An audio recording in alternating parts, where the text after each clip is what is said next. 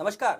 First India के खास कार्यक्रम आमने सामने में आपका स्वागत है। अभी कुछ ही समय पहले भारतीय जनता पार्टी को राजस्थान की जनता ने विधानसभा चुनाव और लोकसभा चुनाव में ऐतिहासिक सफलता दिलाई, लेकिन 9 महीने के इस शासन के दौरान हुए उपचुनाव में भारतीय जनता पार्टी कहीं जनता के मन से उतर गई। आखिर में इन 300 दिनों में राजस्थान का शासन और देश का शासन कैसे रहा, इन सब सवालों के जवाब देने के लिए आज हमारे साथ उपस्थित हैं राजस्थान सरकार के सामाजिक न्याय एवं अधिकारिता मंत्री अरुण चतुर्वेदी। अरुण जी, हाल ही में उपचुनाव हुए, जिस जनता ने 75% रिजल्ट दिया था भाजपा के पक्ष में, आज 75% खिलाफ आ गया, ऐसा क्यों हुआ? ये बात सही है कि उपचुनाव के परिणाम हमारे पक्ष में नहीं गए, लेकिन मैं इसको कहूँगा केवल कई बार क्या होता है कि जो जीता वो सिकंदर वाली बात यहाँ पर है। पहली बात तो ये चार जो चुनाव हुए थे वो प्रदेश के सरकार के लिए मैंडेट नहीं था। लोग उपचुनाव जो होता है बहुत छोटे छोटे मुद्दों पर स्थानीय विषयों को लेकर के चलता है, और मुझे लगता है कि बड़ा कारण ये रहा कि हम उन चुनाव में स्थानीय कारणों के कारण से, इनमें जातिवाद भी रहता है, कोई और कई फैक्टर होते हैं जो चलते हैं, उन सब समीकरणों का कहीं ना कहीं संतुलन ठीक नहीं बैठा, इस कारण हमारे चुनाव का। पर बड़ा सवाल ये, फिर भी मैं इस बात को मानता हूँ क्योंकि चुनाव हमारे खिलाफ गया है, कहीं ना कहीं हमें आत्मालोचन करने की जरूरत है, और उसको पार्टी ने उस प्रक्रिया को शुरू किया है। 2 दिन पहले ही जो चुनाव से जुड़े नीचे तक के कार्यकर्ता थे उन सबको बुलाया है, सबसे उनकी क्या फीडबैक था उसकी जानकारी ली है, और निश्चित रूप से एक रोड मैप बना करके धीरे धीरे हम उन चीज़ों को ठीक करने के लिए। क्या कारण है अरुण जी, जब चुनाव की घोषणा हुई थी उपचुनावों की, तब कहा गया था कि राजस्थान सरकार के कामकाज पर जनता साथ खड़ी है और जनता हमारे पक्ष में खड़ी होगी, लेकिन जब परिणाम आता है तो वहीं आपकी पार्टी ये बोलने लगती है कि नहीं, ये लोकल मुद्दों का चुनाव था, ये लोकल पे चुनाव था, ये राजस्थान सरकार का चुनाव नहीं था। ऐसा क्यों कहती है? नहीं, ये तो बड़ी सीधी चीज़ है, इसको आज नहीं कभी भी लें यही चीज़ निकल के आई। बहुत छोटा चुनाव होता है और एक लोक चुनाव के ऊपर केवल वहाँ पर पूरा केंद्रित होता है। तो राजस्थान सरकार के काम के बारे में मैंडेट नहीं। वैसे भी किसी भी सरकार का आकलन कोई 9 महीने के कालखंड में नहीं हो सकता। हम 5 साल का मैंडेट लेके आए राजस्थान में, और 5 साल बाद जब हम जनता के बीच में जाएंगे तो अपना रिपोर्ट कार्ड जनता के सामने रखेंगे। इन वादों को लेके हम गए थे, हमने 5 साल में ये काम किया, और अब आप जनता का। आपके तो एक मंत्री हैं, जनजाति मंत्री नंदलाल मीणा, उन्होंने कहा था कि 9 महीने का तो समय दीजिए, 9 महीने में तो क्या गर्भ निकलेगा ये पता लग जाएगा, और 300 दिन यानी कि 9 महीने पूरे हो चुके हैं, लेकिन जो रिजल्ट आया। हम इससे परेशान नहीं, हमने इससे और हमें मिशन की भावना बढ़ी हमारी, जिस उद्देश्य को लेकर के राजस्थान में शासन में आए थे। देखिए, धरोहर में हमें बहुत सारी कमजोरियां मिली हैं, मैं उसकी चर्चा करूंगा तो कहेंगे, आपको लगेगा कि मैं शायद पिछली बातों का पिछली सरकार पर डोलना चाहता हूं, लेकिन धरोहर में हमें घाटा मिला है। हमें धरोहर में ऐसा पॉलिसी पैरालिसिस का जो हम आरोप लगाते तो पूरी तरह पॉलिसी पैरालिसिस लिखी है। हम बिजली का उत्पादन उन्होंने नहीं हुआ, बिजली का डिस्ट्रीब्यूशन का सिस्टम ठीक नहीं था, शिक्षा का ढांचा पूरी तरह बिगड़ गया, हमारे कहीं ना कहीं फाइनेंशियल मैनेजमेंट को पूरी तरह कंट्रोल नहीं किया गया। एक तरह सारी चीज़ें हैं। एक बार उन सब चीज़ों को डर्रे पर लेके आना और फिर अपनी गति देने का काम सरकार कर रही है। पर अरुण जी, 300 दिन काफ़ी होते हैं, उसमें कम से कम जनता को ये विश्वास तो दिलाया जा सकता था कि जो सरकार है वो सही दिशा में आगे बढ़ रही है और आने वाले दिन अच्छे दिन आ सकते हैं, लेकिन अच्छे दिन आए नहीं। मैंने कहा अच्छे दिन की विश्वास भी नहीं बन पा रहा। मैंने आप कहा कि राजस्थान सरकार के कामों के ऊपर मैंडेट नहीं था, मैं फिर उसके ऊपर आता हूँ। स्थानीय मुद्दे बहुत ज़्यादा थे। मैं कई जगह, कहीं उदाहरण हो सकता है कि कहीं प्रत्याशी चयन में हमसे कोई गलतियाँ रही हैं जिनको कहीं ना कहीं समय पर हमें ध्यान देना चाहिए था। बहुत बड़ा कारण बना वेयर में, एक बहुत बड़ा कारण प्रत्याशी चयन रहा है, जिसमें हमारे भी बहुत बड़े मार्जिन हैं। 25,000 कार्यकर्ताओं ने कसर नहीं रुकी, जनता में विरोध नहीं था, लेकिन कहीं ना कहीं मुद्दा था उनकी उम्र का, उनके स्वास्थ्य का, और उस विषय को हम कहीं दूर नहीं कर पाए लगातार। यानी कि मन मर्जी से जो सिलेक्शन है वो भी एक बड़ा कारण है। लेकिन कांग्रेस कहती है अरुण जी कि जिस तरह से कांग्रेस ने समाज सेवी योजनाएं, जो अच्छी जनहित की योजनाएं शुरू की थी, उनको राजनीतिक तौर पे बलीता लगा दिया इस सरकार ने, और उसका खामियाजा इन उपचुनाव में भुगतना पड़ा है। मैंने पहले भी कई बार कहा, मैं फिर आपके चैनल के माध्यम से दोहराना चाहता हूँ, ये जो लगातार लोकसभा चुनाव से पहले भी कांग्रेस ने इसी को मुद्दा बनाया था। 25 के 25 सीटें भारतीय जनता पार्टी की आई, कांग्रेस पर 1 सीट पर नहीं जीत पाई। एक योजना है जो उसका आरोप लगता है वो मेरे विभाग से संबंधित है। उन्होंने कहा कि पेंशन योजना बंद कर। पेंशन योजना पिछली सरकार ने चालू की, ऐसा नहीं चालू की होगी, उन्होंने महाअभियान चलाया। पेंशन की योजना तो बहुत पुरानी है। उस अभियान की हालत ये कि जब आए सरकार में, मैं जब मंत्री बना, एक चीज़ को हमने देखा, ध्यान में आता है कि उसमें 3 महीने 4 महीने में पेंशन पहुंचती है। जब हम भरतपुर संभाग में पहली बार गए, बाड़ी के मैं गाँव में घूम रहा था, लोगों ने कहा 3-4 महीने में आती है, 1 महीने के पैसे डाकिया ले लेता है, अलग अलग हमारी सरकार को जो हमने देखा 125 करोड़ रुपए हमें केवल मनी ऑर्डर के कमीशन के नाते डाक विभाग को देने पड़ते हैं। हमने तुरंत उसको रिव्यू किया, ऑनलाइन सिस्टम किया, बैंक अकाउंट खोले और बैंक अकाउंट खोलने के आज भी पेंशन का तो इंतजार कर रहे हैं। मैं पूरी बात मेरी पूरी, हमने कहा कि उस बैंक अकाउंट खोल करके हमने नियम बना दिया कि ऑनलाइन कर रहे हैं, ऑनलाइन करते ही प्रति माह पेमेंट उनका डायरेक्ट जाएगा उनके पास। कमीशन 125 करोड़ हमारा बचेगा, उसको हर महीने अपना पैसा मिलेगा। बीच में अगर कोई लेन देन की बात है उसको भी समाप्त करेंगे। भामाशाह के साथ जोड़ा है, दिसंबर जनवरी तक इस काम को हम पूरा कर लेंगे। अभी भी लगभग 40% के आसपास लोगों के बैंक अकाउंट हम खोल चुके हैं। जैसे मैं पाली का है, पाली में जो पाली शहर के जितने हैं बैंक अकाउंट खोल गए उन सबको ऑनलाइन पेमेंट जा रहा है अभी भी। तो इस सिस्टम को ला करके हम उनकी जो कमियां थी उनको दूर करने का काम कर रहे हैं। अरुण जी, बड़ी बात यही है कि अभी आपने भामाशाह की बात की, भामाशाह के अकाउंट जिस तरह से खोले जा रहे हैं, जिस तरह से वहाँ लोगों से पैसे लिए जा रहे हैं, कई जगह गलत कार्ड बनाए जा रहे हैं, तमाम तरह की समस्याएं वहाँ आ रही हैं। ऐसे में क्या लगता है कि 5 सालों में आप इन सब वृद्धों को एक कार्ड दे पाएंगे, उसके माध्यम से ऑनलाइन पेमेंट कर पाएंगे? यदि इतनी लेट भी लगा देंगे, 5 साल भी लगा देंगे, जो तत्काल लाभ वृद्धों को मिलना चाहिए, जो बुजुर्गों को मिलना चाहिए, वो तो नहीं मिल पाएगा। प्रताप जी, पहली बात तो हमने इस चुनाव के आखिरी मौके पर कार्यक्रम शुरू नहीं कर रहे हैं। कांग्रेस ने आखिरी मौके पर कार्यक्रम शुरू किए थे चुनाव के लाभ से। हमने सरकार के शुरुआत के दिनों में शुरू किए हैं। निश्चित रूप से इतने बड़े पैमाने पर जब हम नीचे ब्लॉक तक जा रहे हैं, पंचायत तक लेके जा रहे हैं, लोगों के अकाउंट खोलने की बात करते हैं, तो कहीं ना कहीं इतने बड़े अभियान में छोटी मोटी कमियां रहेंगी, प्रोसीजर की भी रहेंगी, टेक्निकल स्टाफ की भी कमी रहेंगी। उनको दूर करने की प्रक्रिया भी साथ साथ चल रही है। आज आप देखते हैं जो भी आज इसके माध्यम से कार्ड बन रहे हैं भामाशाह के कार्ड बनने के बाद 4 स्तर पर उसका वेरिफिकेशन होता है और जब पूरी तरह से चौथे स्तर पे भी जब वेरीफाई हो जाता है तब उसको कार्ड दिया जाता है। पर अरुण जी, भामाशाह कार्ड को लेकर भी कोई टाइम बाउंड प्रोग्राम नहीं है, कोई टाइम लिमिट तय नहीं की गई है। दिसंबर तक तय किया, दिसंबर तक सरकार ने कहा। मुझे लगता है दिसंबर तक अधिकांश काम निपटेगा। उसके बाद भी कोई रहता है तो नीचे ब्लॉक लेवल पे उनका लगातार कैंप चलेंगे। कभी जैसे आधार कार्ड का सिस्टम था, बड़ा अभियान के रूप में चला, लेकिन उसके बाद में एक जगह पे कोई भी ऑफिस में आकर के अपना आधार कार्ड बनवा सकता है। इसके साथ भी वो सिस्टम जुड़ा गया। पर अरुण जी, सबसे बड़ी समस्या यही आ रही है कि जो वृद्ध और जो बुजुर्ग, उसके पास पैसे कैसे भी पहुंच जाते थे और बड़े गर्व के साथ वो अपने गांव में सीना उठा के चलता था। जब बहू बेटी घर में आती थी तो उसके हाथ में 10-11 रुपए वो अपनी मर्जी से दे सकता था। आज पिछले 6 महीनों से वृद्ध तरस रहा है। नहीं, आपका ये गलत है। 6 महीने नहीं, सितंबर तक का पेंशन का पूरा भुगतान सरकार की तरफ से भेज दिया गया है। आज हम सितंबर में बैठे हैं, अगस्त तक का सब चला गया, सितंबर का अक्टूबर में जाएगा। ये पूरा पेमेंट सब जगह का हो चुका है। केवल उसमें डिले जो हुई वो इस कारण से हुई, उसमें क्लॉज है जो पिछली सरकार डाल के गई थी वेरिफिकेशन का। आदमी को कि मैं जिंदा हूँ उस बात का वेरिफिकेशन का देना पड़ता है। मार्च में देना पड़ता था, उस समय लोकसभा आई तो जून तक गया, जून को बढ़ा के हमने सितंबर तक बढ़ा दिया है।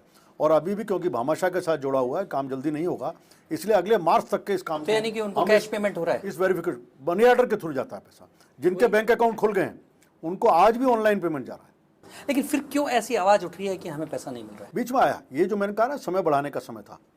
इसकी फाइल को जाके और फाइनेंस से निकलने में थोड़ा 15-20 दिन का समय लगा। मैंने पहले जून तक था, जून को बढ़ा के हमने सितंबर किया और इस प्रक्रिया के कारण से थोड़ा समय लगा, लगभग 1-1.5 महीने का विलंब उसमें हुआ है। लेकिन आपको अरुण जी, एक और बड़ी योजना जो गहलोत सरकार ने शुरू की थी वो मुफ्त दवा योजना। मुफ्त दवा योजना से सैद्धांतिक रूप से तो ये सरकार भी सहमत है, लेकिन जब आदमी जाता है, मरीज जाता है तो दवाएं नहीं मिलती, दवाओं की कोई व्यवस्था नहीं है, कोई मॉनिटरिंग करने वाला नहीं है। जिस तरह से अशोक गहलोत की गवर्नमेंट में मुफ्त दवा योजना एक बेहतर तरीके से चल रही थी, उसको और बेहतर बनाने की बात हुई थी, लेकिन दवाएं गायब हैं, लोगों को मिल नहीं रही। मुझे लगता है ये जो कमियां आप बता रहे हैं पहले भी थी। इतने बड़े पैमाने पर जब चलता है तो कहाँ से सप्लाई होगी, कौन से फैक्ट्री से आएगी, किस स्टॉकेज से आएगी, इन सब में कई बार कई तरह की दिक्कतें आती हैं। कोई अगर मान लीजिए उदाहरण के लिए आसाम से कोई चीज़ आने वाली, बाढ़ आ गई, आपके 15 दिन के लिए ट्रांसपोर्टेशन रुक जाएगा।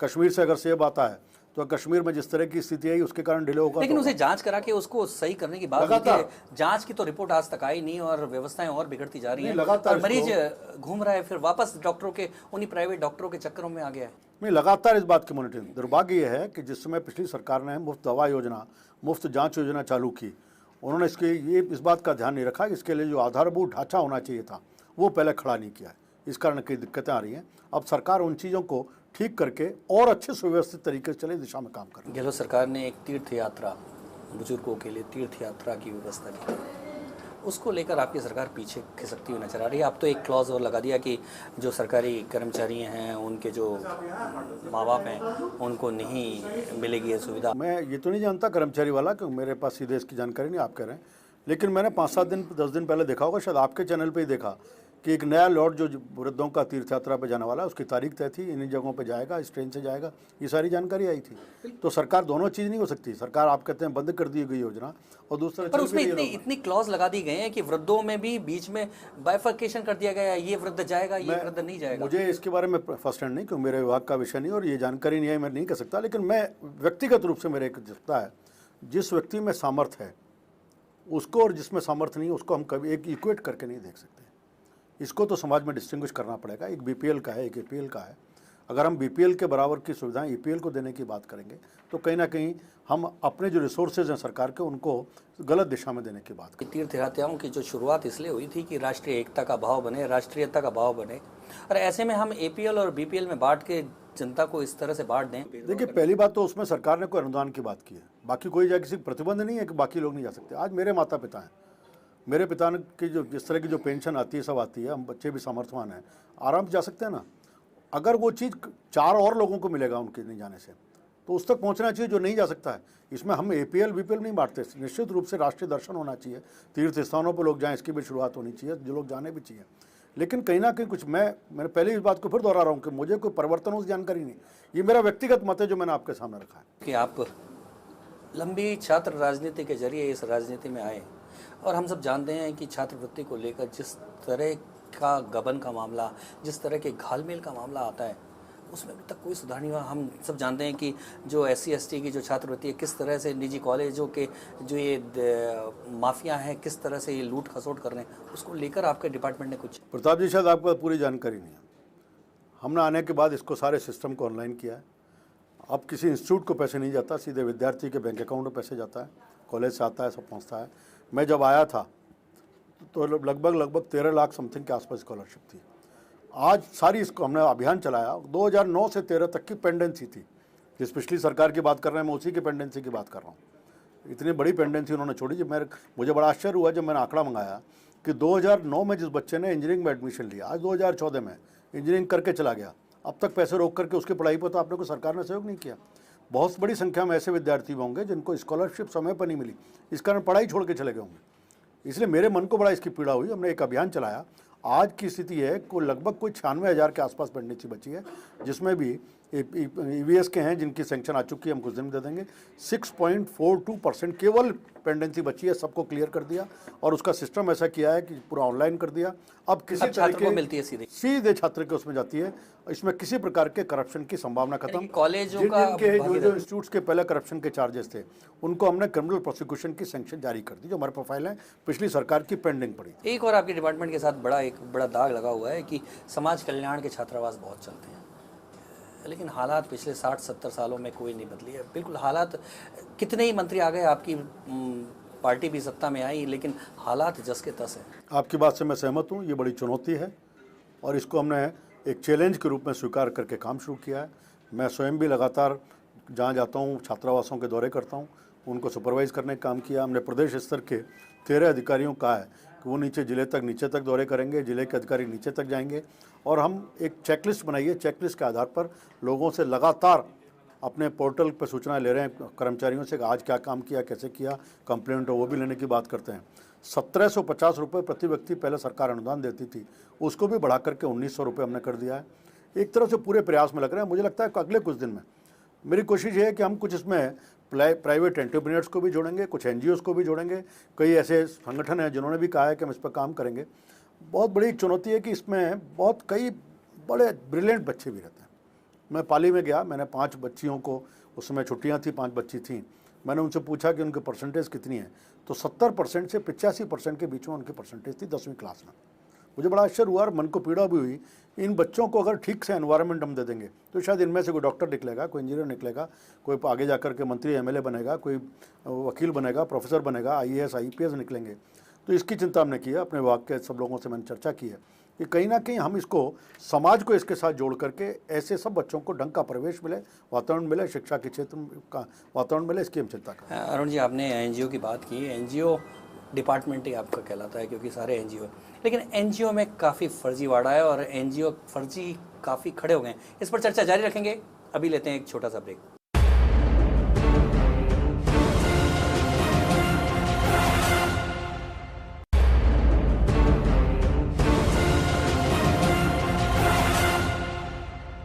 ब्रेक के बाद आमने सामने में आपका एक बार फिर स्वागत है।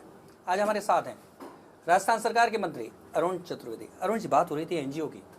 एनजीओ के घालमेल को हमने देखा है कि किस तरह से सरकारी जो धन का दुरुपयोग और किस तरह से फर्जी संस्थान खड़े हो गए। आपका डिपार्टमेंट इस मामले में काफ़ी सुस्त नजर आ रहा है। देखिए, हमने कुछ प्रायोरिटी सेक्टर तय किए हैं। मैं जब आया तो विरासत में बहुत सारी कमियां थी। पेंशन की आपने बात की और स्कॉलरशिप की बात की। हॉस्टल हमारे सामने एक बड़ी चुनौती है, ये भी आपने विषय कहा है, कई बार ध्यान में आता है। हमारे ध्यान में तो है विषय, लेकिन इसके ऊपर अभी बहुत ज़्यादा हमने काम करने की शुरुआत अभी नहीं की है।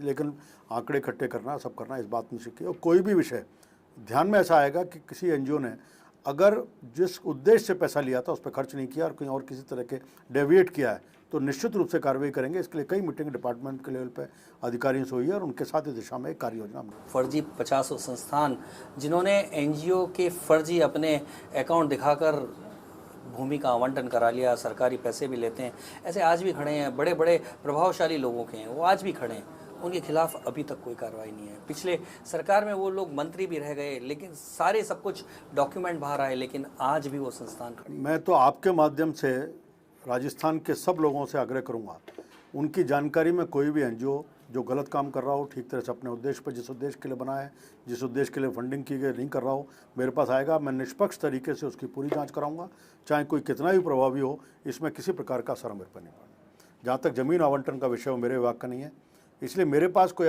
एक दो कई सोशल ऑर्गेनाइजेशन ने कॉन्टैक्ट किया कि ज़मीन के लिए रिकमेंड करें। मैंने उनका मैं जांच किया बिना किसी को रिकमेंड नहीं करूंगा। अभी तक मैंने एक को भी नहीं। आपके डिपार्टमेंट के बारे में ये कहा जाता है कि आपका डिपार्टमेंट मकड़ जाल है पूरा। कोई भी अच्छा एनजीओ जो समाज सेवा का काम करना चाहता है, उसका ये कहना है कि हम डिपार्टमेंट के साथ मिलकर काम इसलिए नहीं कर सकते क्योंकि वहाँ के मकड़ जाल में फंसने से अच्छा है कि हम अपना समय समाज में लगाएं और अपना उपयोग जितना कर सकते हैं। निश्चित रूप से इसके ऊपर हम पूरी एक नीतियाँ बनाएंगे जिसके आधार पर कोई भी अगर ऐसा है जो जिस उद्देश्य को लेकर एनजीओ बनाया उस पर काम नहीं करता तो वो भी एलिमिनेट हो और अच्छे उद्देश्य के लोग आगे आकर के कहीं प्रेरित हों और आगे काम करें। इस तरह की नीतियां बना करके हम उनको प्रेरित करने का काम भी करेंगे। वातावरण को अभियान स्वच्छता को लेकर कोई राजस्थान सरकार, आपका डिपार्टमेंट कुछ करने जा? आपको ध्यान होगा कि हमने जो 90 दिन की कार्य योजना बनाई थी उसमें सबसे ज़्यादा एम्फेसाइज किसी ने राजस्थान सरकार ने किया था, सफाई के ऊपर किया। उसके लिए बजट भी दिया। सरकारी भवनों में सब में सफ़ेदी होनी चाहिए, साफ़ सफाई हो, टॉयलेट ठीक हो, इस बात के लिए पूरा फंड अलॉट करके सफाई के ऊपर सबसे ज़्यादा एम्फेसाइज किया था। और अब भी हम जब भी ये प्रशासन शहरों के संग अभियान के दौरान गाँव में जाते हैं, संभाग के नीचे भी, उन सब में इस बात पर भी ध्यान करते हैं कि सफाई के लिए जो हमने पैसा दिया था कितना उपयोग हुआ, साफ़ सफाई हुई या नहीं हुई। बाकी सरकार ने एक बनाया, जैसे गाँवों की एक चीज़ ध्यान में आती है कि वहाँ बीच की सड़कें जो हैं वहाँ कीचड़ बहुत रहता है, सड़कें नहीं हैं, कच्ची हैं, पानी निकलने की व्यवस्था नहीं है। तो हमने गौरव पथ की योजना दी है कि हर गांव में 2 किलोमीटर का गौरव पथ बने, उसको नाली बनेंगी तो ड्रेनेज का सिस्टम होगा, तो इससे साफ़ सफाई की व्यवस्था बनेगी। शौचालय के लिए पैसे देने के बाद 10,000 रुपये प्रत्येक घर को शौचालय, और उसका आग्रह लगातार राजस्थान सरकार की तरफ से भी चल रहा है कि सब अधिक से अधिक लोग अपने या सब लोग अपने शौचालय बनाएं।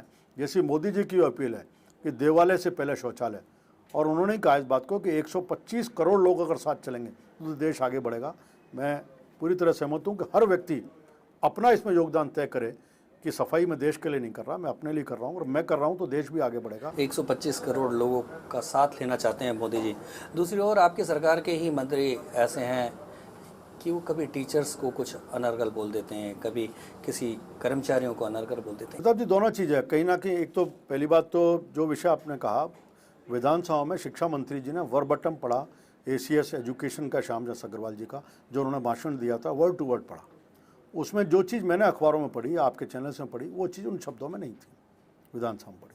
तो इसलिए मैं उस पर कमेंट नहीं कर। उनका पूरा भाषण देखा जाए तो वो भाव में नहीं था, वो शब्द भी। सचिव की बात तो सही है, सचिव तो मंत्रियों ने भी जो कहा है कहीं कहीं देखना पड़ेगा। आज हम ओवरऑल जो परसेप्शन, जब गुलाबचंद कटारिया जैसे वरिष्ठ मंत्री ये कहते हैं कि जो टीचर्स हैं वो तो अपने दाग के पैसे भी वो सरकार से ले लेते हैं। मुझे नहीं पता किस परिप्रेक्ष्य, मैंने गुलाब जी के भाषण को पढ़ा नहीं है। उन्होंने अखबारों में जरूर पढ़ा था, लेकिन पूरे टेक्स्ट को मैंने नहीं पढ़ा, और ना मैंने कालीचरण जी के टेक्स्ट को पढ़ा है। ये बात सही है कि राजस्थान में आज शिक्षा व्यवस्था में कमियां खूब है, लेकिन इसके आधार पर हम ओवरऑल पूरे शिक्षक सिस्टम को या शिक्षक समुदाय को दोषी नहीं कह सकते।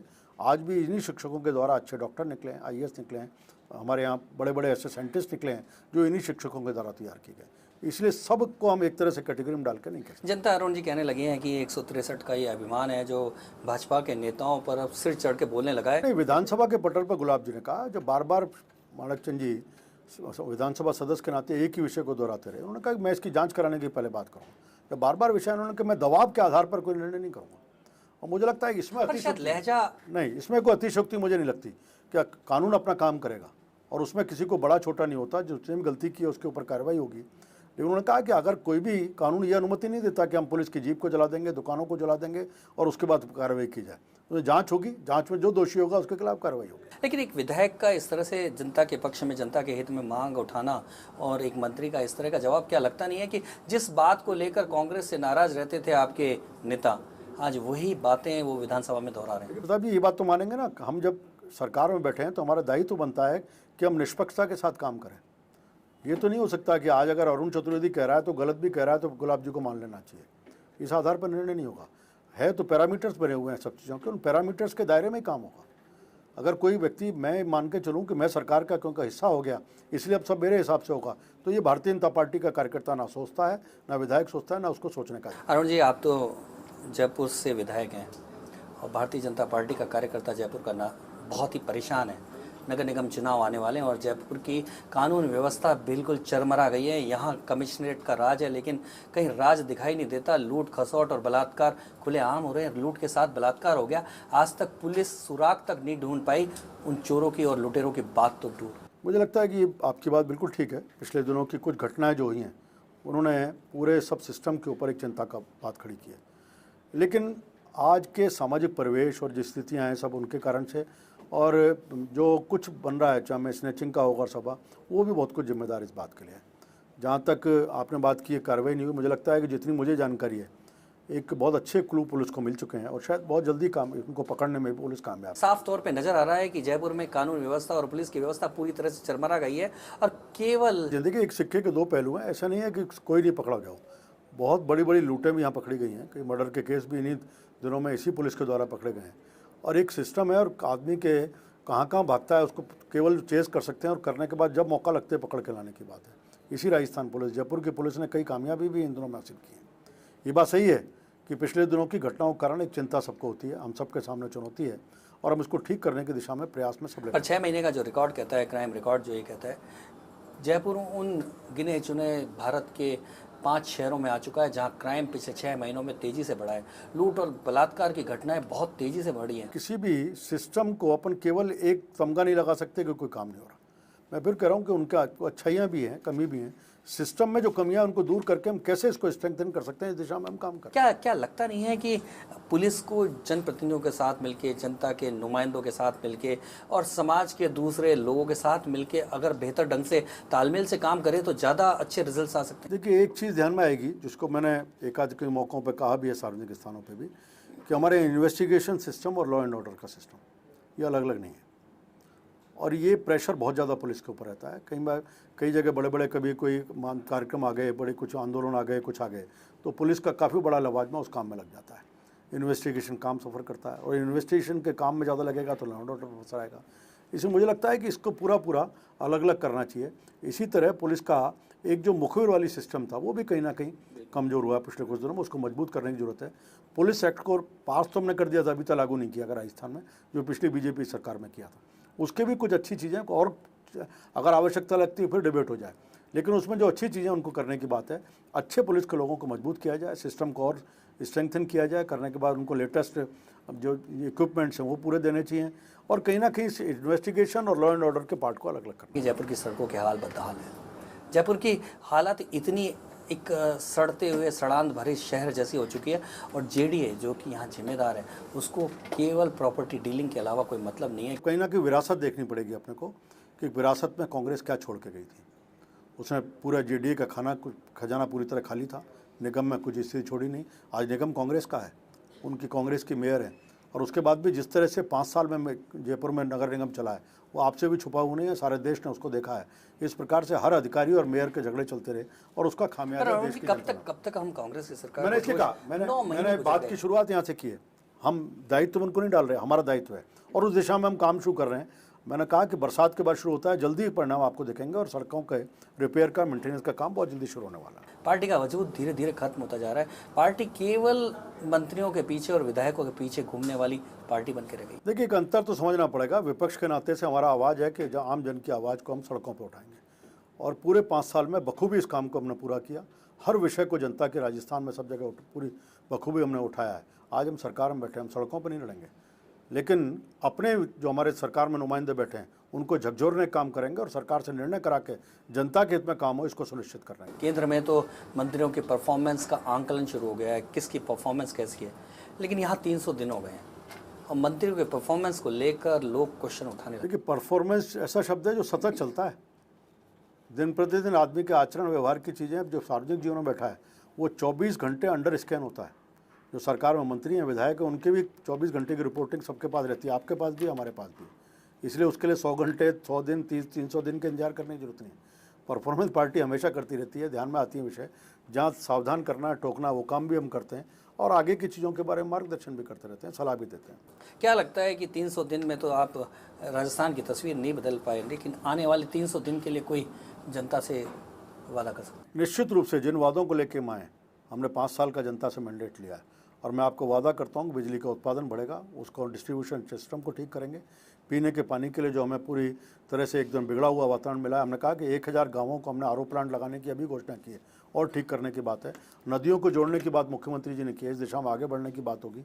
पहली बार ऐसा हुआ कि 20,000 किलोमीटर की सड़कें राजस्थान बनाने का संकल्प हमने विधानसभा में बजट के अंदर घोषणा की है इसकी, और राजस्थान में स्टेट हाईवे अथॉरिटी बनाने का भी विधानसभा में घोषणा की है। शिक्षा के क्षेत्र में भी कई बदलावों की बात कर रहे हैं, स्वास्थ्य के क्षेत्र में भी इस तरह ही। आज विरासत में हमें मिला है कि लगभग कोई 9,000 से अधिक चिकित्सकों के पद खाली हैं। 7 मेडिकल कॉलेज खोलने की घोषणा सरकार ने पहले साल में की है।